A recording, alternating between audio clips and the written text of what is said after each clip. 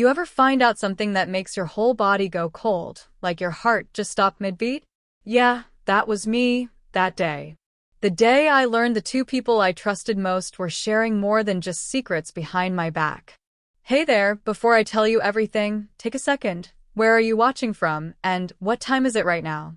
Grab your tea or your glass of wine, because this story, it's a long one.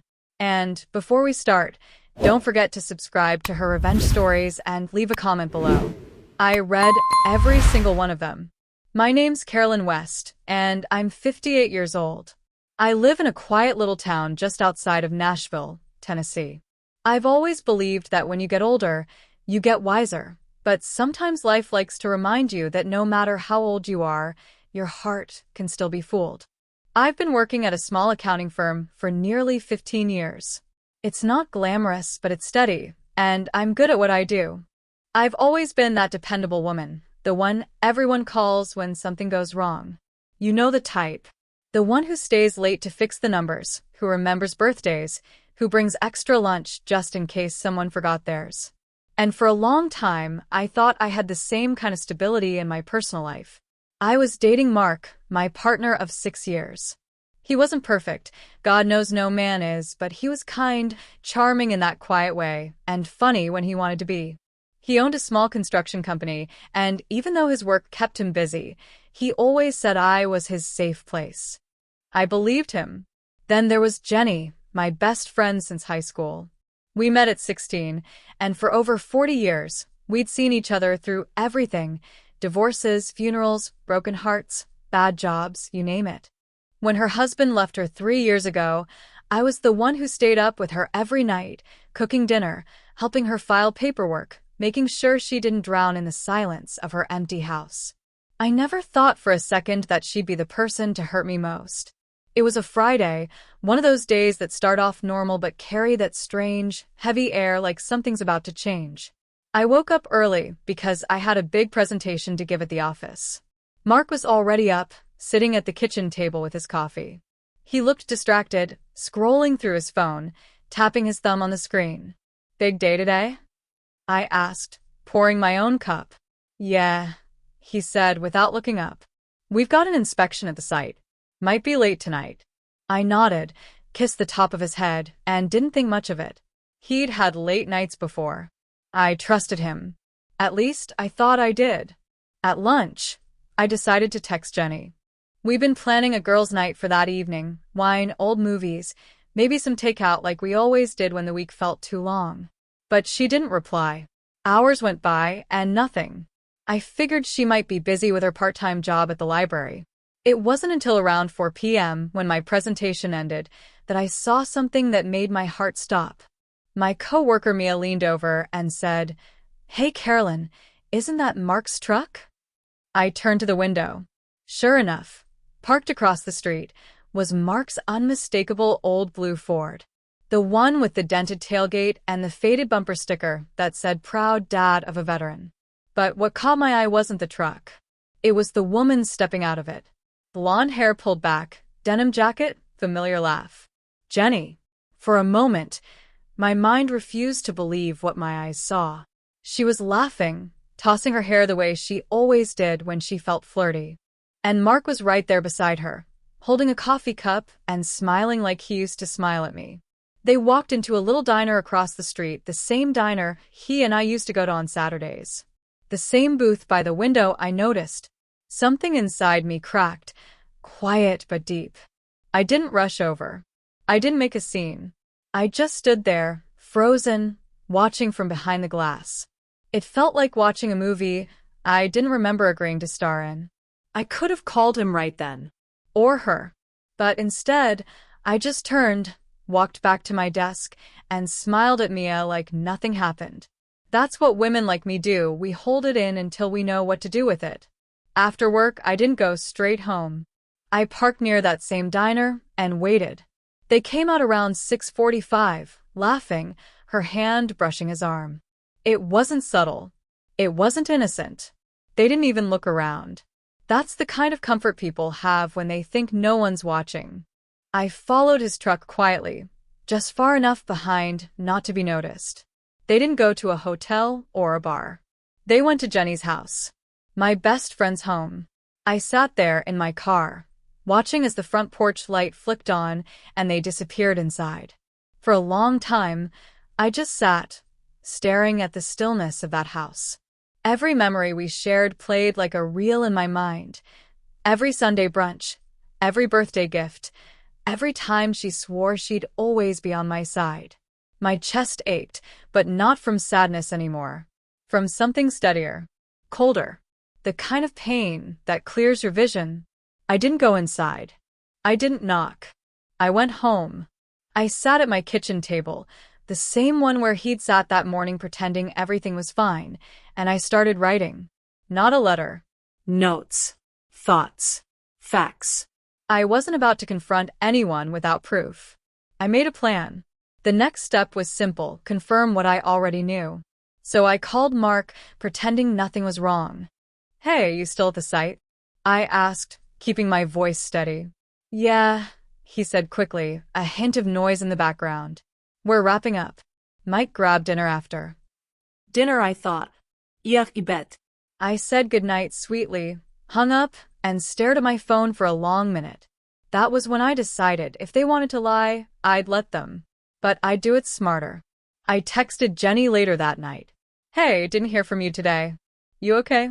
She replied right away. "Sorry, busy day. Let's do our movie night tomorrow." I stared at that text for a full minute. My best friend, lying straight to my face. So I agreed. Sure. Tomorrow sounds great, but by then, I already knew tomorrow wouldn't be like any other day. I went to bed that night without crying. I think that's the thing people misunderstand about betrayal. It's not always loud. Sometimes it's just quiet, a cold realization that seeps into your bones. You lie there, staring at the ceiling, thinking about all the moments you'll never see the same way again. When I woke up, I wasn't the same woman. I wasn't the trusting, patient Carolyn anymore. I was someone who wanted truth. And if truth meant pain, so be it. That next day, if I can even call it that, became the most defining day of my life. Because in just a few hours, I'd uncover everything. I'd see it all for what it really was. And I'd make sure neither of them walked away untouched. But the thing is, revenge doesn't always come the way you think it will. Sometimes it's quieter, smarter, and far more satisfying. Because by the time the sun set again, they wouldn't just lose my trust. They'd lose something they both cared about even more. Their jobs. Their reputations. Their little secret world. So, stay right where you are. Because this story isn't just about heartbreak. It's about what happens when the person they underestimated finally decides she's had enough. And trust me, by the end of that day, everyone in my small town would know exactly who betrayed. I woke up earlier than usual. The sky was still dark, and the air felt heavier than normal, like the world itself was holding its breath with me. I didn't rush to get ready. I just sat there on the edge of the bed for a while, listening to the hum of the refrigerator down the hall and the occasional car passing by outside. It's strange how the world keeps moving even when yours feels like it stopped. I poured myself a cup of coffee and stared at the steam curling up from the mug. Every sip steadied me a little more. I wasn't crying and I wasn't angry, just focused. The kind of focus you get when you finally decide you're done being fooled. By 7, I'd already decided what I was going to do. The accounting firm where I worked shared clients with Mark's construction company. It wasn't uncommon for me to see invoices, payroll records, or proposals cross my desk. That morning, I opened my work laptop and started looking through the files, something I'd never done before, at least not for personal reasons. But I wasn't snooping for gossip. I just needed to know what kind of man I was dealing with. What I found didn't surprise me, but it still hurt. There were a handful of files with strange payment allocations, extra consulting fees marked for a company I didn't recognize. The signature on those approvals? Mark's. And then one more thing. Under the consultant's contact information was an email address that looked painfully familiar. Jenny, Townsend something. I felt that cold rush again.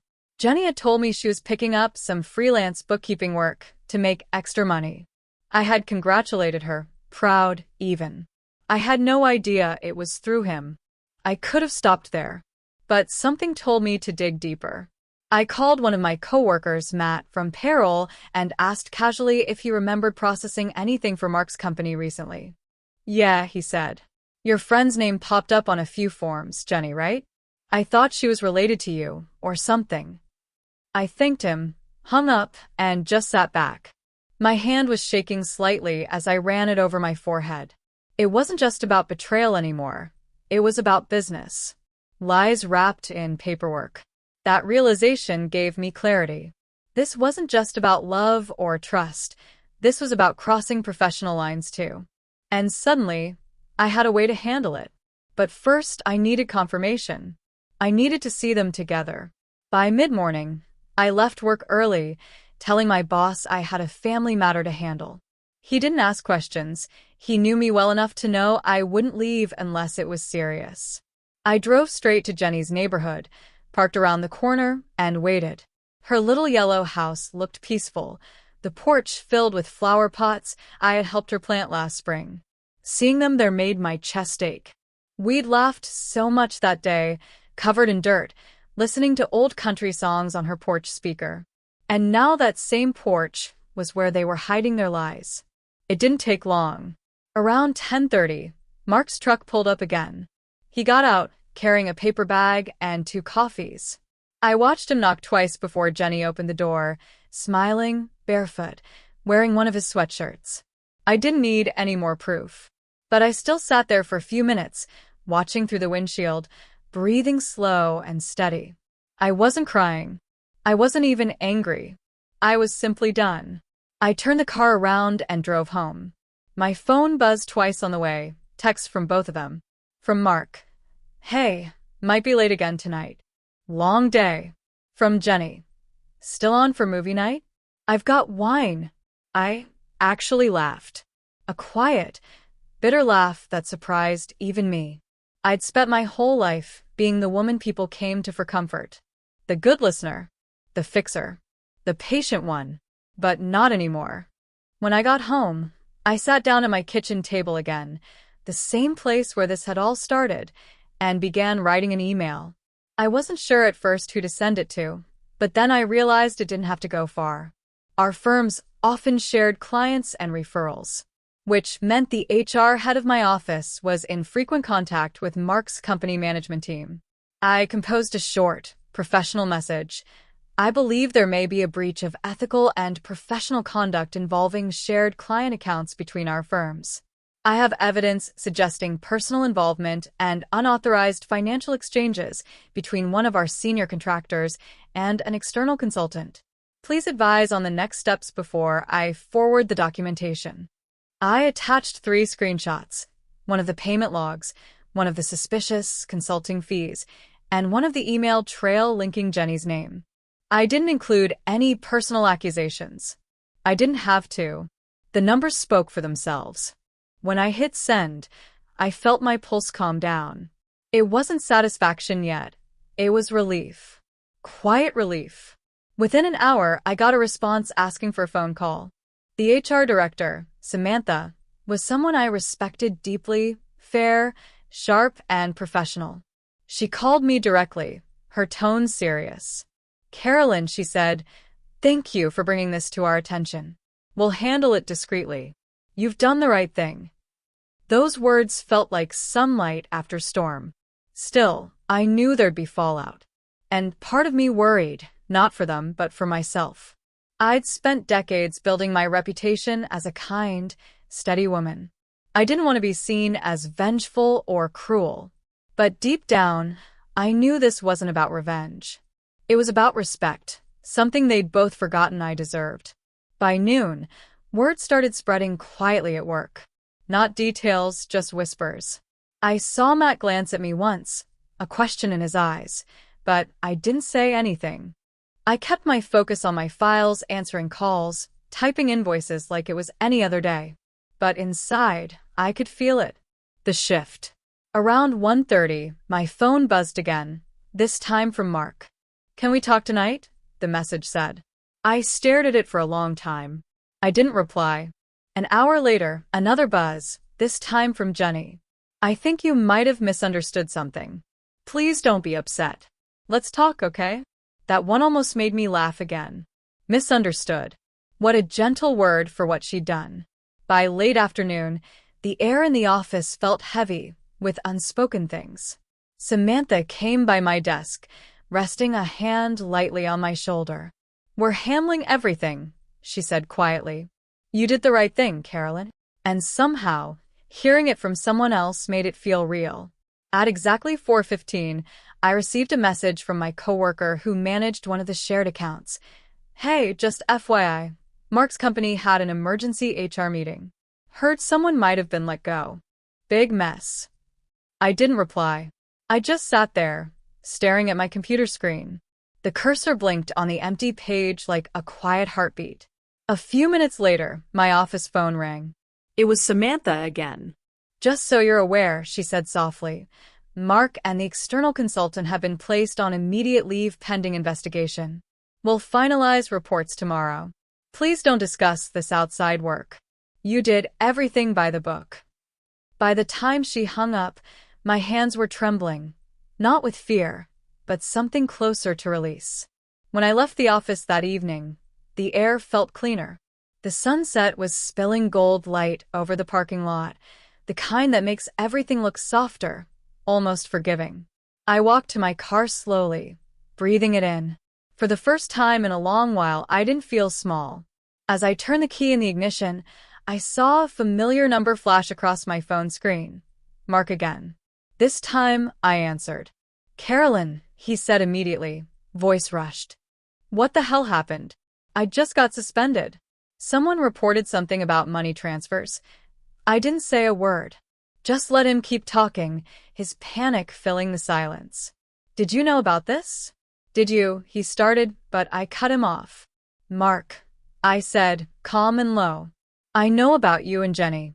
There was silence. Long, heavy silence. When he finally spoke, his voice was small. "It's not what you think." "It never is," I said quietly. "But it's exactly what I saw." He tried to explain, stammering something about confusion, stress, loneliness, but every word just sounded like static. I didn't raise my voice once. I just said, "You know, I trusted you more than I should have. But don't worry. You'll have plenty of time to think about that now." And then I hung up. For a long time, I sat there in the car, watching the light fade from the sky. I thought maybe I'd feel triumphant or angry, but I didn't. I just felt free. Jenny called next, of course. Her name popped up on the screen, and I let it ring until it went to voicemail. Then she texted, "Please don't ruin my life, Carolyn. You don't understand." I read it once, deleted it, and put my phone face down. By the time I got home, the streetlights were flickering on. I made myself a simple dinner, chicken soup and toast, and sat by the window again, looking out at the quiet neighborhood. Everything felt the same, but I wasn't. I didn't need revenge anymore. I'd already done what I had to do. They'd made their choices, and now they'd live with them. And somehow, knowing that was enough, when I woke up the next morning, I didn't feel like the same woman who'd gone to bed the night before. Something had shifted. It wasn't happiness, and it wasn't relief. It was a quiet strength that sat somewhere in the middle of my chest. For the first time in months, I didn't feel like I was waiting for something bad to happen. It already had, and I'd survived it. I poured my coffee, opened the curtains, and watched the neighborhood come to life. People walking their dogs, kids heading to school, the sound of a garbage truck clanking down the street. It was just another day. But for me, it felt like the beginning of something new. My phone was still full of messages, missed calls from Mark, texts from Jenny, and even one from a mutual friend asking what really happened. I didn't respond to any of them. Some things didn't need explanations, especially to people who weren't there when you were breaking inside. At around 9 a.m., I decided to take the day off from work. I'd already done my part, and Samantha told me everything was being reviewed internally. I trusted her. Besides, I needed space, real space, to breathe and think. So, I grabbed my keys, my purse, and drove to a small cafe on the edge of town. It was the same place I used to take my mother years ago on slow Sunday mornings. Quiet, simple, with good coffee and friendly faces. As I walked in, the bell above the door jingled softly. The waitress, a young girl with freckles and a soft smile, greeted me like an old friend. "Hey there, Ms. West. Haven't seen you in a while." "Yeah," I said, smiling faintly. "It's been one of those weeks." I sat at my favorite corner booth, the one by the window that looked out onto Main Street. I ordered coffee and a blueberry muffin, then just sat. Watched. Listened. Sometimes peace doesn't come from trying to forget. It comes from remembering you can still exist, still function, even after everything falls apart. While I sipped my coffee, I thought about Jenny. It wasn't anger anymore, it was more like grief. Losing a friend hurts in a way few people understand. It's not dramatic or loud. It's slow, a dull ache that follows you in small moments. I missed her laugh, her advice, her stories. But I didn't miss her lies. It's funny how betrayal changes your view of the past. I started remembering little things I'd brushed off before, the way she'd ask about Mark's business, how she'd show up at my office under the pretense of dropping by, how she'd compliment him a little too often. It was all there, right in front of me.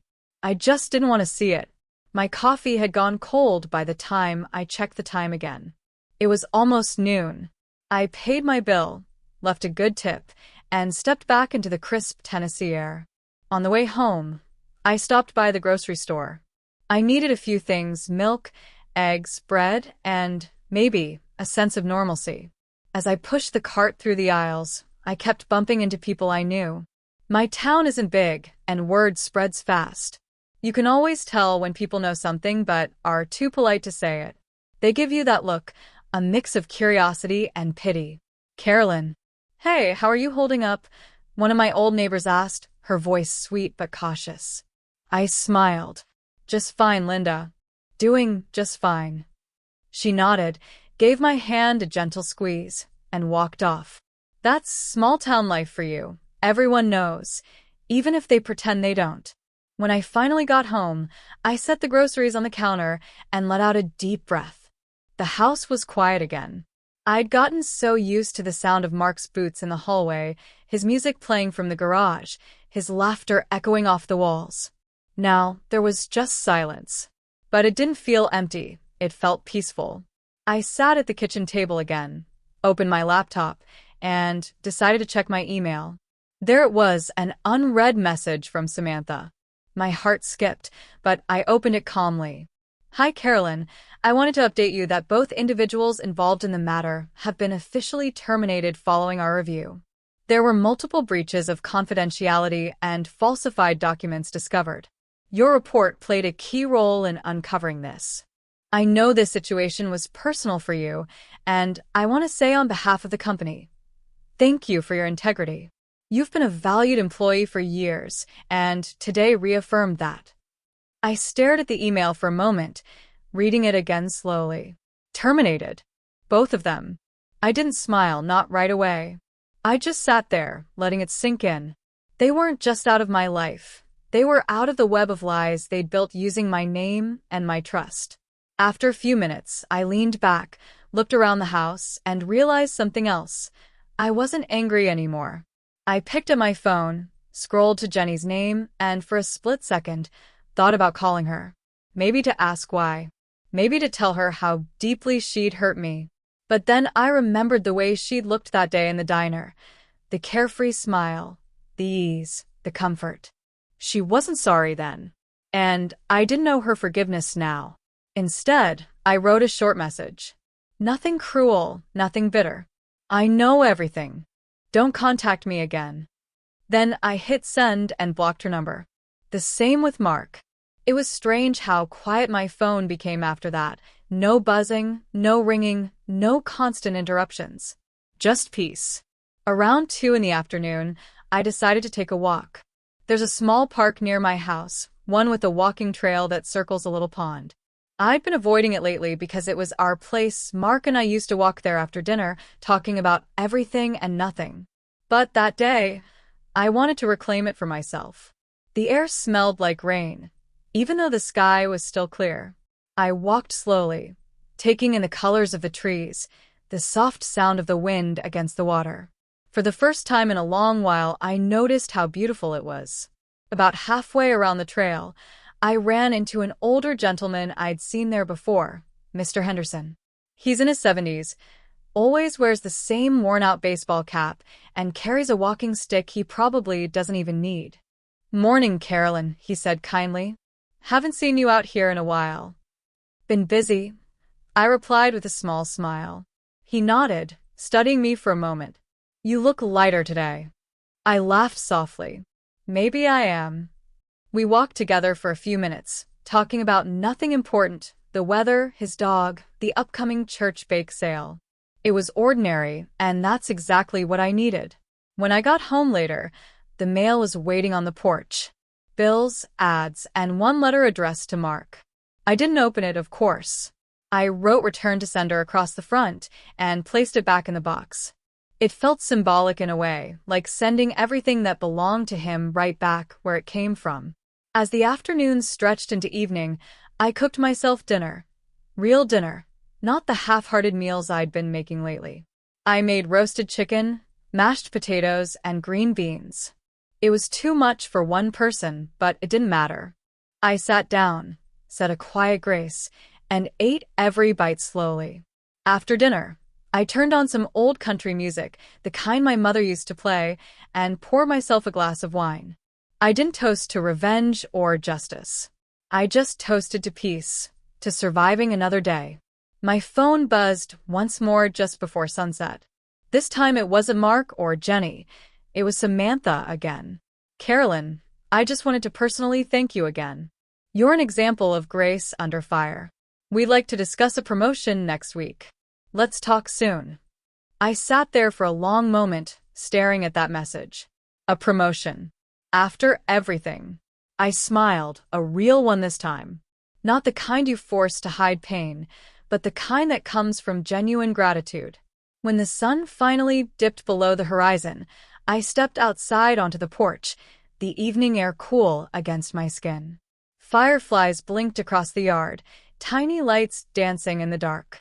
I took another slow sip of wine and whispered to myself, "You did good, Carolyn. You really did." And in that moment, for the first time in a very long time, I didn't feel like a victim. I felt like myself again. Night settled softly over the house. The kind of still, slow darkness that feels like a blanket rather than a shadow. I had finished washing the dishes, folded a few towels, and decided to sit outside again for a while. There's something about the sound of crickets at night that always centers me, like the world reminding you it keeps turning, no matter what. I took my glass of wine back out to the porch and sank into the old wicker chair that had belonged to my mother. The wood creaked just the same way it always had, and that small, familiar sound made me smile. For a while, I just listened to the hum of the highway in the distance, the gentle rush of the trees, and my own heartbeat finally steady again. It's strange how quiet feels different depending on what you've lived through. A few months ago, silence used to make me anxious.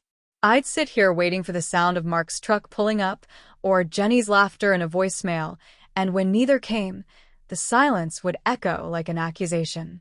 But tonight it was healing. I thought back over everything that had happened that day. Waking up, getting that email, sending those final messages, taking that walk. It had all been simple. Normal. And yet, it was the first time in a long while that my life had been mine again, completely mine. The phone sat beside me, screen dark, finally still. I hadn't heard a peep since blocking them both, and honestly, that silence was a gift. No more explanations. No more apologies laced with excuses. No more half-truths. Just peace. As I sat there, I thought about what forgiveness really means. People talk about it like it's some moral badge you have to earn, something you do for others to prove you're a good person. But I've come to believe it's not about them. It's about you. Forgiveness isn't saying, "What you did was okay." It's saying, "You no longer have power over me." I wasn't ready to forgive Mark or Jenny yet. Maybe I never would. But I had forgiven myself for ignoring the red flags, for trusting too much, for holding on longer than I should have. And that, I realized, was enough for tonight. Around 9, the porch light flickered as a breeze picked up, rustling the wind chimes by the door. I closed my eyes and let the sound wash over me. Then my phone buzzed just once. I frowned, thinking maybe it was a wrong number, but curiosity got the best of me. It was an email notification. From one of my coworkers, Angela. Carolyn, I just wanted to say, I saw what happened. Everyone at the office did. You handled it with such grace. People are talking good things. I think a lot of us learned something from you today. I let out a small breath I hadn't realized I was holding. That message, simple as it was, meant more than any apology ever could. Because it reminded me that I hadn't just lost something, I'd gained something too. Respect. Strength. Clarity. I typed back a short reply. Thank you, Angela. I didn't plan any of it. I just did what I had to do. And that was the truth. None of this had been about revenge, not really. It was about reclaiming what I'd lost, my dignity, my peace, and my voice. I set the phone back down and looked out across the yard again. The fireflies had mostly gone, replaced by the dim light of a crescent moon. My neighbor's dog barked once in the distance, then quieted. Everything felt still. But inside that stillness, I started thinking about the future. What now? I'd spent so much time being someone's girlfriend, someone's best friend, someone's coworker, that I'd almost forgotten what it was like to just be me. Carolyn West. A woman who liked strong coffee, rainy mornings, and old records. A woman who'd once loved painting and hadn't touched a brush in years. Maybe it was time to start again. I went back inside, opened the hallway closet, and pulled out an old wooden box. Inside were a few brushes, dried paint tubes, and a canvas that had been leaning there since before Mark and I moved in together. I carried it out to the kitchen table, turned on the overhead light, and just stared at it for a moment. Blank, white, untouched, like a clean slate. I squeezed out a bit of color, burnt sienna, ochre, and cobalt blue, and began to paint. Slowly, quietly. The strokes were shaky at first, like muscles trying to remember something forgotten. But after a few minutes, it all came back. The feeling of letting your emotions spill through your hands instead of your words. I painted until the clock struck 11. The picture wasn't anything special, just a field, a few trees, a soft horizon, but it was mine. Every line, every color, every quiet moment spent making it felt like a piece of myself returning. When I finally stepped back to look at it, I smiled. Not because it was beautiful, but because it was honest. As I cleaned the brushes, I thought about Jenny again. How we used to paint together in college, how we'd laugh at each other's messy hands. I wondered if she was thinking about me tonight, or if she was too busy dealing with the fallout of her choices. Maybe both. Either way, I knew it wasn't my burden to carry anymore. The sound of rain began tapping gently on the roof, soft and steady. I went to the window and watched as the streetlights reflected in tiny puddles forming along the sidewalk. There's something comforting about rain at night. It washes the world clean. And as it fell, I thought about that phrase people always throw around. What goes around comes around. I used to think it meant revenge, that eventually those who hurt you would get what they deserved. But now I think it means balance. Life finds a way to even things out. Not always quickly, not always loudly, but eventually.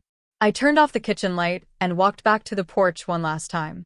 The air smelled of wet earth, and the rain had cooled everything down. I pulled a blanket around my shoulders, sat down again, and just breathed. I thought about the promotion Samantha mentioned earlier. The idea of stepping into a new role scared me a little, but in a good way. Fear used to mean danger. Now it meant possibility. Maybe that was the biggest lesson of all. A sudden flash of lightning lit up the sky, followed by a low rumble. I counted the seconds between them like my dad used to teach me when I was a kid. 1, 2, 3. The storm was far away. And then, almost without thinking, I whispered a small thank you to the night, to the storm, to whatever force had pushed me through all of this and out the other side. Subscribe to her revenge stories, I said softly, smiling to myself, and tell me where you're watching from. I laughed quietly at how natural it sounded now, like part of the rhythm of my story. If anyone were watching this moment, they wouldn't see revenge or triumph. They'd just see a woman sitting in her porch chair, wrapped in a blanket, listening to the rain. But that's the thing about real strength. It doesn't always roar. Sometimes it just sits there quietly, knowing it survived. I closed my eyes for a moment, feeling the rain's rhythm sync with my heartbeat. I wasn't thinking about Mark or Jenny anymore. They were chapters that had closed. I was already in a new one that started not with heartbreak, but with hope. Before going inside, I looked up at the sky one last time. The clouds were breaking apart, letting bits of moonlight peek through. It felt like a sign, small but clear. I whispered to the night, "You did good today, Carolyn." Then I went inside, turned off the porch light, and locked the door, not out of fear, but out of peace. The clock on the mantel read 11:47 p.m. My day had come full circle, from the quiet pain of the morning to this gentle calm at night. I lay down on the bed, pulled the blanket to my chin, and stared at the ceiling. It was strange how different everything looked. The same room, the same house, but lighter somehow. Maybe that's what happens when you let go of what no longer serves you. I took a deep breath, smiled into the dark, and whispered, "Good night." And for the first time in months, I fell asleep not thinking about who I'd lost, but about everything I'd found again. Peace. Strength. Myself.